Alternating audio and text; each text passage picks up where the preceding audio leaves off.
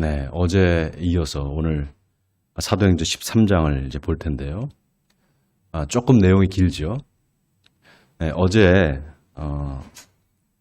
바울이 그 구브로 섬에서 서기오죠, 서기오. 그 바울과 함께 총독 서기오 바울과 함께 있었던 그 엘루마, 박수 엘루마를 사도 바울이 그 권능으로 제압하는 장면을 보았습니다. 하나님의 복음이 증거되려고 할 때 마귀가 역사를 합니다. 하나님께서 서기오 바울을 구원시키기 위해서 그 서기오 바울에게 하나님의 말씀을 듣고 싶은 마음을 허락해 주신 거잖아요. 그런데 그 말씀을 듣고자 하는데 마술사 엘루마가 그걸 방해를 하는 거예요. 그러니까 사도 바울이 저주를 합니다. 그래서 갑자기 눈이 멀게 돼요. 여러분, 하나님의 권능에 대적하고 하나님의 말씀에 대적하는 사람을 하나님께서 치시기도 합니다. 하나님이 우리가 하나님을 사랑이다, 하나님의 사랑이시다 이렇게 말하잖아요. 그런데 하나님의 또 하나의 중요한 속성이 있습니다. 그건 바로 하나님의 공의입니다. 공의로우신 하나님, 정의로우신 하나님. 이 하나님의 공의와 사랑의 관계를 우리가 조금 알 필요가 있습니다. 하나님의 사랑이 있고 하나님의 공의가 그 안에 교집합처럼 들어가 있느냐? 그렇지 않습니다. 하나님의 공의와 하나님의 사랑은 똑같습니다. 원을 그린다면 하나님의 사랑이 이렇게 원이 그려지고요. 하나님의 공의가 그 위에 똑같이 그려집니다. 그렇기 때문에 하나님의 사랑만을 강조하고 하나님의 공의를 무시하는 그런 믿음은 온전한 믿음이 아닙니다. 그래서 우리가 하나님을 두렵고 떨림으로 하나님을 섬기는 것입니다. 두렵고 떨린다는 것은 공포가 아닙니다. 너무 무서워서 공포 영화를 볼 때 그런 두려움이 아니라 거룩한 두려움이죠. 하나님 앞에서 내가 죄인으로서 있고 하나님 앞에서 내가 하나님의 심판 앞에서 내가 두려워 떠는 그런 두려움이죠. 그 두려움은 거룩한 두려움입니다. 그래서 신자들로 하여금 죄를 짓지 않게 만들고 또 죄를 지었다고 하더라도 금방 다시금 하나님 앞에 나와 회개할 수 있도록 그렇게 우리 마음을 이끌어 주십니다. 그게 성령이 하시는 일입니다. 자, 오늘 바울과 바나바가 이제 제1차 전도 여행에서 비시디아 안디옥에 가서 이제 복음을 전하기 시작합니다. 비시디아 안디옥, 여러분 안디옥이 두 곳이 있어요. 그냥 안디옥이 있고요. 비시디아 안디옥이 있습니다. 그냥 안디옥은 여러분 아시다시피 안디옥에서 두 사람을 파견했잖아요. 바울과 바나바를. 그러니까 최초의 선교지였고요. 그 다음에 이 비시디아 안디옥은 어디 있는가 하면 갈라디아 지방에 있습니다. 지금으로 말하면 터키 남부에 있어요.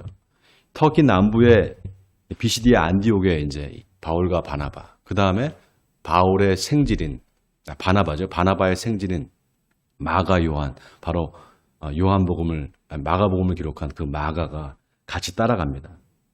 그런데 어찌된 일인지 오늘 본문의 13절에 보면 바울과 동행하는 사람들이 바보에서 배 타고 밤빌리아에 있는 버가에 이르니 요한은 그들에게서 떠나 예루살렘으로 돌아갔다 이렇게 나와 있습니다. 뭔가 다툼이 있었는지 이 마가 요한이 그냥 예루살렘으로 가버렸어요. 이 일로 인해서 바울과 바나바가 서로 다투게 됩니다. 그러니까 말하자면 두 선교사가 서로 다투게 된 거예요. 근데 여러분 잘 보시면 성경을 보시면요. 처음에 바나바가 나오고 바울이 나왔어요. 근데 어느 순간부터 바울과 바나바 이렇게 나옵니다. 왜 그러느냐? 이제 주도권이 바뀌는 거예요.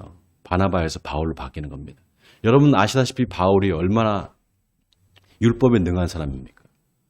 가말리엘 문화에서 철저히 율법을 배운 사람이란 말이죠. 그리고 그는 헬라어에도 아주 유능했습니다. 헬라 문학과 철학에서도 아주 탁월한 그런 재능을 갖고 있었고 또 헬라어도 유창하게 했다고 그래요.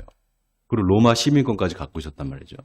그런데 그가 다메섹에서 이제 예수님을 부활하신 예수님을 만나잖아요.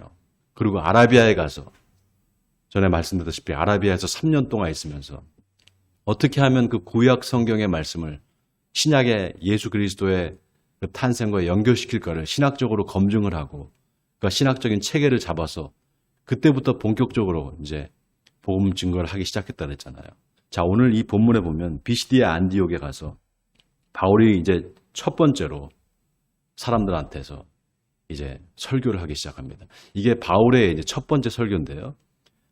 여러분, 베드로가 설교를 하고 또 베드로 말고 스데반이 설교한 게 있잖아요.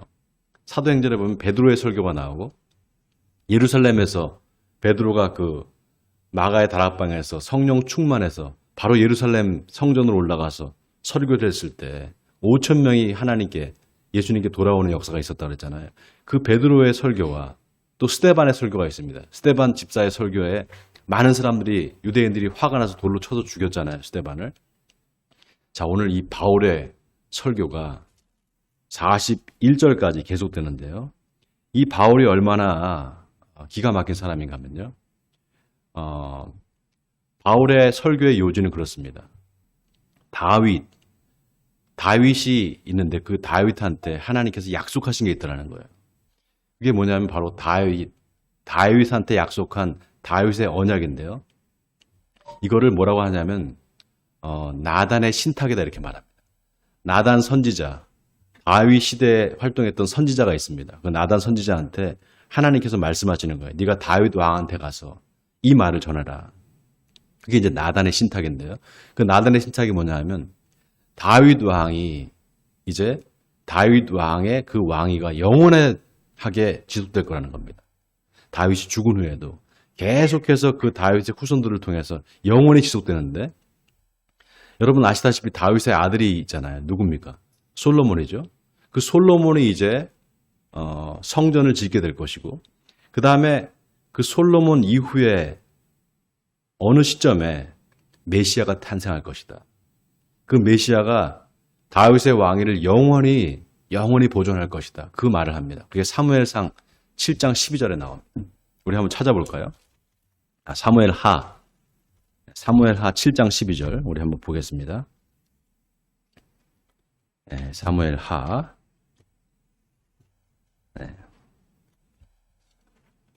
7장. 네, 자, 우리 한번 12절부터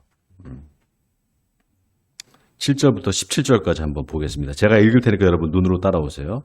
내 수완이 차서 내 조상들과 함께 누울 때 내가 내 몸에서 내 씨를 내 뒤에 세워 그의 나라를 견고하게 하리라. 그는 내 이름을 위하여 집을 건축할 것이요 나는 그의 나라 왕위를 영원히 견고하게 하리라. 나는 그에게 아버지가 되고 그는 내게 아들이 되리니 그가 만일 죄를 범하면 내가 사람의 매와 인생의 채찍으로 징계하려니와 내가 내 앞에서 물러나게 한 사울에게서 내 은총을 빼앗은 것처럼 그에게서 빼앗지는 아니하리라. 내 집과 내 나라가 내 앞에서 영원히 보존되고 내 왕위가 영원히 견고하리라 하셨다 하라. 나단이 이 모든 말씀들과 이 모든 계시대로 다윗에게 말하니라. 자, 이게 바로 나단의 신탁입니다. 하나님께서 이제 솔로몬을 통해서 건축을 하게 할 것이고, 그 솔로몬이 설사 죄를 지었다고 할지라도 그를 사울 왕을 버렸던 것처럼 하지 않을 것이다라는 얘기잖아요. 근데 여기에는 이중적인 메시지가 들어 있습니다. 여기서 다윗의 아들 바로 솔로몬은 누구를 표상하는가 하면 바로 예수 그리스도를 표상하고 있습니다. 왜냐하면 우리가 예수님을 뭐라고 말합니까? 다윗의 자손이라고 그러잖아요. 다윗의 자손 예수여 이렇게 말하잖아요. 바로 솔로몬은 예수님을 예표하고 있어요. 예수님을 표상하고 있습니다. 그렇기 때문에 이 나단의 신탁이 참 중요합니다. 이 나단의 신탁을 정확하게 딱 짚어서 그 나단이 다윗에게 약속했던 그 영원히 나라를 견고하게 할 그 메시아가 바로 누구냐? 바로 예수다 이렇게 말하는 겁니다. 그러니까 명확하게 그 구약 성경의 핵심을 딱 짚어서 그가 바로 예수다. 그런데 너희가 예수를 십자가에 못 박아 죽였다. 이렇게 이제 증거하는 거예요. 그런데 어떻게 합니까? 그거를 들은 유대인들이 어떻게 반응하는가? 오늘 본문에 보면은 다음 안식일에 가서 또 말씀을 또 전해달라고 합니다. 오늘 42절을 보세요. 그들이 나갈새 사람들이 청하되 다음 안식일에도 이 말씀을 하라 하더라 그렇잖아요. 이 사람들 입장에서는 그 비시디아 안디옥에 있었던 그 회당에 유대인들도 있었을 거고 또 뭔가 하나님의 말씀을 듣고자 하는 이방인들도 있었을 겁니다. 그 자리에서 사도 바울이 전하는 이 메시지에 사람들이 관심을 갖기 시작하는 거예요. 아, 또 듣고 싶은 거죠. 그 다음 안식일에 또 와서 좀 전해달라고 말합니다. 자, 오늘 그 장면까지 우리가 봤는데요. 여러분, 하나님의 말씀, 하나님의 복음은 전파될 수밖에 없습니다. 어떤 식이든지 전파될 수밖에 없어요. 그게 논란이 되면서 전파가 되든지 아니면 뭐 좋게 전파가 되든지 서로 다툼을 통해서 전파가 되든지 결국 하나님의 복음의 말씀을 전파될 수밖에 없습니다. 문제는 그 복음의 말씀을 듣고 내가 회개하고 새 사람이 되느냐, 내 마음을 고쳐먹느냐, 그렇지 않고 그냥 완악하게 내 마음을 끝까지 순종하지 않느냐, 이 두 차이입니다. 여러분, 복음이 뭡니까? 하나님께서 우리의 죄를 위해서 당신의 아들 예수 그리스도를 십자가에 죽이셔서 우리의 죄를 다 사해 주셨다는 거잖아요.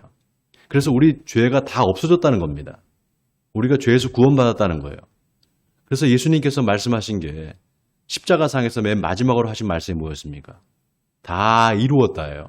다 이루었다. 뭘 다 이루었다는 건가?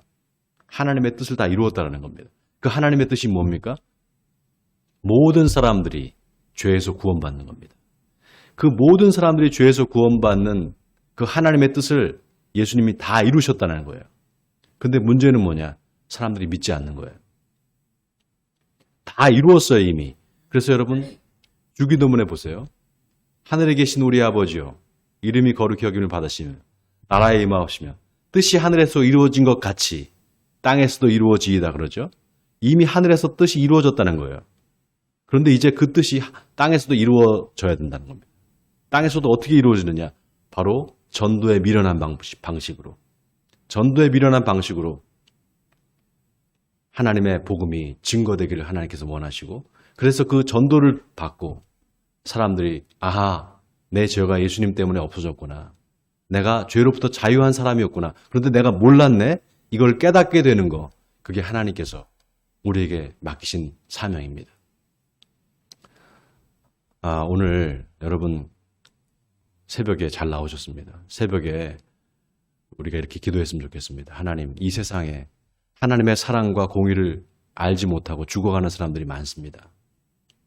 그들에게 우리가 복음을 증거하는 게 우리 사명입니다. 그런데 사람들은 그 복음을 배타적으로 생각합니다. 예수를 믿지 않으면 지옥에 간다. 이걸 복음이라고 착각해요. 우리도 그렇게 생각하죠. 예수 안 믿으면 당신 지옥 갑니다. 이게 복음이라고 생각해요. 천만의 말씀 아닙니다. 예수 안 믿으면 지옥 갑니다가 복음이 아니고요. 예수 믿으면 누구든지 구원받고 천국에 갑니다. 이게 복음입니다. 오늘 저와 여러분에게 이 깨달음이 있기를 바랍니다. 세상 사람들, 이미 예수님께서 다 이루셨는데 그거를 알지 못하고 여전히 죄 가운데 죄책감에 살아가는 사람들에게 우리는 선포해야 됩니다. 당신의 죄가 이미 사해졌습니다. 그러니 당신은 자유합니다. 자연으로 사십시오. 이렇게 선포할 수 있는 용기가 저와 여러분에게 있기를 바랍니다. 그래서 저와 여러분을 통해서 하나님의 나라가 확장되기를 주님의 이름으로 간절히 축원드립니다.